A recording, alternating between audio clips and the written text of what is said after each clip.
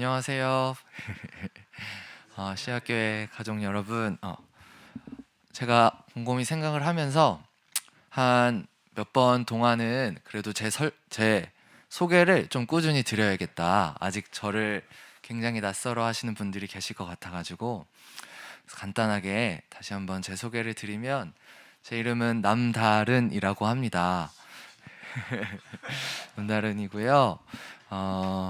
이제 지난 상반기부터 씨앗교회에 함께하게 되었고, 특별히 저는 목사는 아닙니다. 목사는 아니고 선교단체에서 사역하고 있는 덕분에 이렇게 함께 씨앗교회에서 말씀도 전하고 또 함께 교제할 수 있는 은혜를 누리고 있습니다. 그래서 이제 곧 언젠가 저희가 만날 날에 저희가 어색하지 않도록 제 소개를 꾸준히 하도록 하겠습니다. 네, 그러면 제 소개는 여기까지 하고 말씀을 바로 들어가겠습니다. 오늘 말씀 본문은 마가복음 3장 1절에서 6절 말씀입니다. 계신 곳에서 또 소리 내시고 또 혹은 소리 내시지 않으시고 읽으시면 좋겠고, 제가 쭉 1절부터 6절까지 읽겠습니다. 예수께서 다시 회당에 들어가시니 한쪽 손 마른 사람이 거기 있는지라. 사람들이 예수를 고발하려 하여 안식일에 그 사람을 고치시는가 주시하고 있거늘, 예수께서 손 마른 사람에게 이르시되 한가운데에 일어서라 하시고, 그들에게 이르시되 안식일에 선을 행하는 것과 악을 행하는 것, 생명을 구하는 것과 죽이는 것 어느 것이 옳으냐 하시니 그들이 잠잠하거늘, 그들의 마음이 완악함을 탄식하사 노하심으로 그들을 둘러보시고 그 사람에게 이르시되 내 손을 내밀라 하시니 내밀매 그 손이 회복되었더라. 바리새인들이 나가서 곧 헤롯 당과 함께 어떻게 하여 예수를 죽일까 의논하니라. 아멘. 네, 바로 말씀으로 들어가서 혹시 보실 수 있는 분들은 말씀 본문을 좀 찾으시고 보시면서 따라오시면 좋을 것 같습니다. 오늘 1절에 보니까 예수님께서 다시 회당에 들어가셨다라고 나와 있습니다. 왜 다시라고 썼을지부터 저희의 질문거리가 될 수도 있는 것 같습니다. 왜냐하면 저희가 교회를 매주 나가지만 그런 저희를 향해서 저희가 나 다시 교회 갔어 라고 이야기하지 않거든요. 그리고 우리가 막 직장을 다닌다고 하더라도 나 어제 갔다가 다시 오늘도 직장 갔어 이런 식으로 표현하지 않기 때문에 예수님이 이 회당에 들어가신 사건을 다시 들어갔다라고 마가가 기록한 데에는 그만의 의도와 이유가 있을지 모르겠다라는 생각이 듭니다. 그렇다면 그 이유가 왜인지를 저희가 한번 생각해 보고 싶은데, 저희가 오늘 읽은 마가복음 3장 이전에 마가복음 1장 21절 이하에 가시면 예수님께서 회당에 이미 한번 들어가셨었습니다. 그런데 얌전히 들어갔다 나오신 게 아니라 오늘 읽은 말씀처럼 그때도 병든 자를 치유하시는 사건이 마가복음 1장 21절 이하에 나옵니다. 그때는 이제 그날도 이제 분명 안식일이었고요. 그래서 여러모로 예수님은 그러니까 그 지역 사회의 중심 인물, 소문난 인물이 되기 시작하는 거죠. 회당에 들어가서 안식일날 하지 말아야 될 일을 하신 거예요. 그래서 그 지역에 이제 모든 사람들이 예수가 누구인지, 도대체 저 청년이 어떤 사람이길래 저런 일을 행하는지 소문이 나고 관심을 받기 시작했습니다. 관종이라고 표현하기도 하는데요, 요즘 젊은 이들의 단어로 관심을 받고 싶어 안달난 사람을 그렇게 표현하는 일종의 은어입니다. 예수님 그런 존재가 되신 거예요, 그 갈릴리 지역에서. 그리고 그 이유는 긍정적인 이유가 아니라 안식일 법을 어겼기 때문입니다. 예수님이 그렇게 안식일날 병도 고치시고 그 지역에서 온갖 치유 사역, 그 다음에 가난한 사람들을 구제하시는 사역을 하는 덕분에 예수님에 대한 소문이 이제 바리새인들에게도 퍼지기 시작했습니다. 그런데 그러한 유대의 종교 지도자들은 경계심을 나타내기 시작합니다. 예수님이 안식일법도 준수하지 않고, 그런데 많은 사람들이 우러러 보기는 하고 능력도 갖추고 있는 것 같고, 이 젊은 청년의 그러한 행동들을 보면서 이제 유대 종교 지도자들은 사역하시는 곳곳에 나타나서 찾아와 비방하기도 하고 또 꼬투리를 잡고 불편해하기도 합니다. 그러한 상황 속에서 예수님이 다시 회당에 들어가신 것입니다. 심지어 오늘 읽은 본문 바로 위 2장 후반부에 보면 또 안식일 법을 어기는 일들이 일어났어요. 그날이 안식일이었는데 여러분 다 잘 아시는 것처럼 제자들이 밀밭에 있는 밀을 따먹은 거죠. 까서 먹은 거죠. 이제 안식일날 모든 걸 하면 안 되냐? 그건 아닙니다. 정말 생명이 위급하면 생명을 구할 수 있고요. 정말 급한 일이 있으면 해도 됩니다. 그리고 여러 가지 일도 또 허용되는 것들이 있었어요. 그런데 대표적으로 하면 안 되었던 것들이 수확하는 것, 추수하는 것, 그 다음에 음식을 만드는 것. 그래서 유대인들은 안식일이 되기 전에 우리로 얘기하면 토요일날 먹을 음식을 주일날 먹을 음식을 토요일날 미리 해놨다고 합니다. 그런 식으로 몇 가지 해서는 안 되는 일 중에 다급하게 위험한 생명이 아님에도 불구하고 그 사람을 고치거나 치료하는 것은 일에 포함되었었기 때문에 이제 안식일을 하면 안 되는 것이었죠. 그런데 이러한 것들, 제자들이 밀밭에서 밀을 따서 먹은 일, 그리고 예수님이 병자를 고치는 일 등등 안식일 법을 어기는 일들이 계속 일어난 것입니다. 그날도 이렇게 안식일 법을 어기고 제자들이 그렇게 또 안식일 법을 어기고, 그걸 통해서 바리새인들이 당신의 제자들은 왜 이렇게 법을 어기냐, 그런 그들의 이제 도전에 예수님이 안식일이 사람을 위해 있기 때문이다, 사람이 안식일을 위해 있는 게 아니다 라고 당당하게 말씀하시고 오늘 회당으로 들어오신 것입니다. 그러면 이렇게 회당으로 들어온 그 다음 구절 2절에 보면요, 사람들이 예수를 고발하려 하여 안식일에 그 사람을 고치는가 주시하고 있거늘 모든 시선이 예수님을 향하고 있습니다.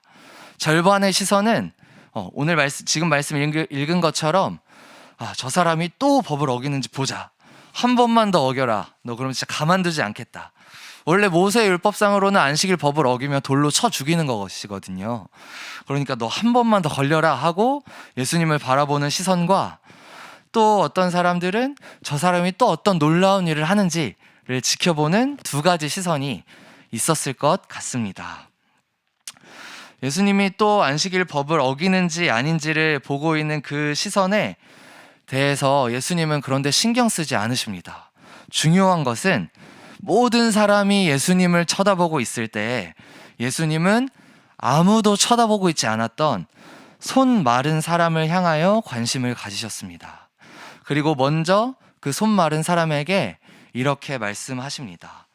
한 가운데에 일어서라. 여러분, 여기서 잠깐 우리는 예수님을 바라보던 시선을 거두고 시선을 돌려서 손 마른 사람을 한번 살펴보고 싶습니다. 누구의 관심도 끌지 못하던 사람, 성경을 늘 읽는 우리도 사실 별로 신경 쓰지 않았던 그 사람을 향해 우리의 생각과 시선을 한번 두었으면 좋겠는데요. 한쪽 손 마른 사람이라고 성경에 표현하고 있습니다. 성경에서 손이라는 표현, 그리고 이것을 조금 확장해서 팔이라고 하는 표현은 때로는 신체의 일부로서의 의미를 뛰어넘습니다. 다 아시는 것처럼 여호와의 손이 짧아 구원하지 못할 것이 아니다, 모세가 팔을 드니 가나안과의 전투에서 승리했다, 우리 찬양 중에도 있죠, 주의 영원하신 팔 함께 하사 등등. 여기서의 손, 팔이라고 하는 표현은 단순히 신체를 뛰어넘어 어떤 권위, 권능, 능력을 나타내고 상징합니다. 지금 이 사람은 그 손이 마른 것입니다. 지금도 그렇지만 이때 당시에는 더더욱 노동을 함에 있어서 손이 중요했을 것 같습니다. 농사를 짓던 목축을 하던 건설 현장의 잡부로 일하던 손이 건실해야 먹고 살 수 있는 시대였습니다. 지금도 마찬가지죠. 그런데 그 손이 말라 있었습니다. 똑같은 내용을 담고 있는 누가복음 6장에 보면 이 사람의 마른 손이 오른쪽 손이었다고 표현하고 있습니다. 우리 문화에서도 그렇지만 그 당시 유대 문화나 그때 고대 근동 지역 문화 안에서도 오른손은 왼손에 비해 우월한 지위를 상징하죠. 왼손은 심지어 부정하게 여기죠. 어느 지역과 어느 문화에서 왼손은 우리가 아는 것처럼 이제 화장실 갔다 온 뒤처리를 할 때 쓰이는 더러운 손, 그리고 오른손이 뭔가 권위와 능력과 특권을 상징하는 그러한 오른손이 지금 이 사람은 말라 있는 것입니다. 또 하나 자세히 볼 것은 헬라어 표현으로 보면 이 말은 오른손이 말랐다고 할 때 이 말랐다라고 하는 표현을 엑셀람 메겜이라고 합니다. 엑셀람 메겜. 이 표현은 그런데 수동태 표현을 쓰고 있다고 해요. 수동태라는 것은 우리가 다 아시는 것처럼 그렇게 되어진 거죠. 손이 저절로 마른 것이 아니라 어떤 외부의 충격 혹은 외부의 어떠한 환경에 의해서 손이 말라진 것, 오그라든 것이라는 표현을 성경은 쓰고 있습니다. 손이 말라진 사람, 오그라들어진 한 사람. 예수님은 자기를 바라보는 수많은 시선을 신경 쓰지 않으시고 지금 회당 저 구석에 앉아있는 손 마른 사람을 보고 계십니다. 왜 이 사람의 손이 말랐을까요? 저희는 한 번도 생각해보지 않은 것 같습니다. 왜 이 사람은 손이 말랐을까? 그 당시 안식일을 온전히 준수할 수 없었던 수많은 약자들, 가난한 사람들, 병자들, 사회의 소외계층들, 그리고 그런 그들을 우월한 자리에서 경멸의 눈빛으로 내려다보는 수많은 시선들, 한 사람의 인생을 잘못된 종교적 잣대로 판단하고 정죄하고 고립시키고 소외시켰던 그들의 잔인한 폭력 앞에 이 사람의 손은 저절로 오그라들 수밖에 없었고 결코 펴질 수 없었습니다. 사람을 살리러 오셨다는 예수님의 말에도 그 일을 왜 굳이 안식일에 하냐? 라고 하면서 내일 하면 되지라고 말하는 사람의 생명보다 종교와 형식이 중요했던, 아니 사실은 종교의 형식보다도 그 종교의 형식으로 보호받고 있었던 그들의 기득권과 사회경제적 지위를 지켜내고자 했던 사람들의 폭력 앞에 이 사람의 손은 더더욱 말라들 수밖에 없었습니다. 그런 사람을 향해 예수님은 3절에 이렇게 말씀하십니다. 예수께서 손 마른 사람에게 이르시되 한가운데에 일어서라 하시고, 한가운데에 일어서라, 조금 더 직접적으로 표현하면 일어서서 한가운데에 서라 라고 말씀하십니다. 세상의 선입견과 편견 때문에, 정죄의 시선 때문에, 어떤 기준에 미치지 못해서, 가지고 태어난 것이 부족해서, 세상의 여러 화려한 것들에 기가 죽어서 이 사회 저 바깥 주변부로 소외될 수밖에 없었던 사람을 향해 누구도 주목하지도 지켜주지도 보호해 주려고 하지도 않았던, 늘 회당에 예배드리러 나왔지만 누구 하나 손 내밀어 주지 않았던 이 사람을 향해서 예수님은 이제 당당하게 한가운데에 서라고 말씀하십니다. 단순히 예수님이 그 사람의 손을 낫게만 해주려고 하셨다라면, 치료만 해주려고 하셨다라면 굳이 불러서 가운데에 일으켜 세우실 필요가 없으셨습니다. 다가가셔서 그 사람이 있는 그 구석으로 그냥 가셔서 손을 고쳐주시기만 하면 되었을 것 같습니다. 그런데 예수님은 손을 고쳐주시기 이전에 그 사람의 마음을 고치시는 거죠. 생각을 고치시는 거죠. 그 사람의 무너진 자존감을 일으켜 세우시는 것이라고 생각합니다. 똑같이 소중한 존재로 대하시는 것 같습니다. 너는 주변부로 소외되어 있을 존재가 아니다. 그러니 이제는 내 두 발을 당당히 한가운데에 세워라 라고 말씀하시는 것 같습니다. 여러분, 먼저는 이 말씀을 보면서 우리를 돌아보고 싶습니다. 우리 중에도 혹시 손 마르신 분이 계십니까? 그렇게 되어진, 그러고 싶지 않았는데 나도 당당히 내 인생의 주체로, 주인공으로 살고 싶었는데 세상으로부터, 현실로부터 소외되고 위축되어 마음 한가운데에 쪼그라들며 살아가고 계신 분들이 계시다면 오늘 한가운데 서라는 이 예수님의 말씀이 우리를 회복시키시기를 기도드립니다. 또 한가운데에 설 만한 존재로, 어떤 대단한 조건을 갖추거나 인정받을 만한 공로가 있어야, 돈이 많아야 한가운데 설 수 있다라고 생각하는 우리의 고정관념을 깨트리고 우리 모두 예수님과 함께 주체적인 인생의 주인공들로 살아가셨으면 좋겠습니다. 여러분, 이것은 한편으로 우리의 신앙을 되돌아보게 합니다. 회당 구석에 홀로 앉아있는 우리를 이제 구석에서 남이 이야기해주는 신앙생활 하지 마라. 다른 사람이 하나님에 대해서 알려주기만을 기다리고 있지 말아라. 누가 시켜서 하는 신앙생활로 그 구석에 그냥 앉아있지 말고 가운데 나와서 나를 만나라. 가운데 나와서 그 자리에 홀로 서서 나를 맞아라 라고 예수님 말씀하십니다. 누군가가 떠먹여주고 외부로부터 주어지는 신앙이 아니라 스스로 주님을 찾아 나서는 주체적인 신앙을 향한 예수님의 도전의 말씀인 것도 같습니다. 안식일은 그런 날이다 말씀하시는 거죠. 직책과 직분과 신앙의 어떤 기간과 깊이와 다 상관없이 우리 홀로 하나님 앞에 우뚝 서는 시간입니다. 담대히 그분 앞에 나아가야 할 그런 날이 안식일인 것이죠. 본질은 모른 채 율법만 지켜오고 구석에 앉아서 예배만 드리면 되는 것 같은 그러한 신앙이 우리의 본질이 아니라 가운데에 서서 누구보다 주님 앞에 나를 드러내면서 주님을 예배하는 것, 그것이 안식일의 또 다른 본질이자 우리의 신앙이 나아갈 방향이라고 예수님 말씀하십니다. 4절로 넘어가겠습니다. 그들에게 이르시되 안식일에 선을 행하는 것과 악을 행하는 것, 생명을 구하는 것과 죽이는 것 어느 것이 옳으냐 하시니 그들이 잠잠하거늘. 생명을 구하는 일이라고 하십니다. 아까도 말씀드렸습니다. 안식일 날 죽어가는 생명을 살리는 활동은 안식일 율법에 저촉되지 않습니다. 예수님에게는 이 사람을 일으켜 세우고 손을 고쳐주는 일이 단순히 그냥 고치는 게 아니라 생명을 구하는 일이었습니다.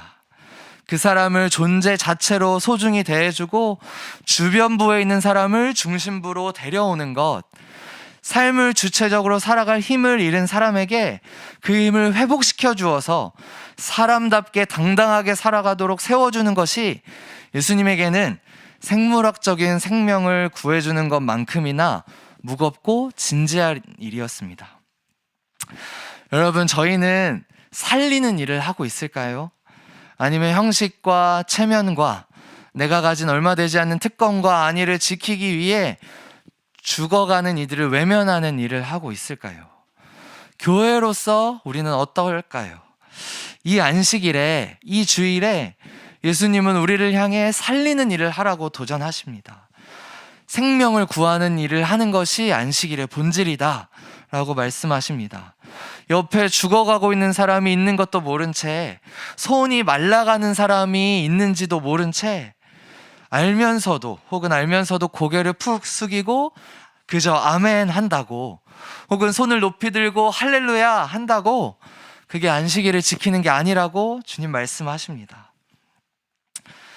예수님이 이 땅에 우리를 살리기 위해 오셨다라고 믿는다면 우리가 그리스도의 교회로 그분의 자녀이자 친구이자 제자로 살아가면서 해야 될 일은 살리는 일이라고 믿습니다. 그런데 예수님의 가르침을 들은 사람들이 잠잠했다라고 합니다. 이 사람들이 예수님의 질문에 그들은 잠잠했습니다. 왜 잠잠했을까요? 할 말이 없었겠죠. 대답하는 순간 그 말도 안 되는 걸로 우겨야 하던가, 아니면 예수님의 말씀을 인정하고 우리가 여태까지 잘못했습니다 이렇게 시인하는 두 가지밖에 없으니까 잠잠할 수밖에 없었죠. 대답하지 못했고 대답하지 않았습니다.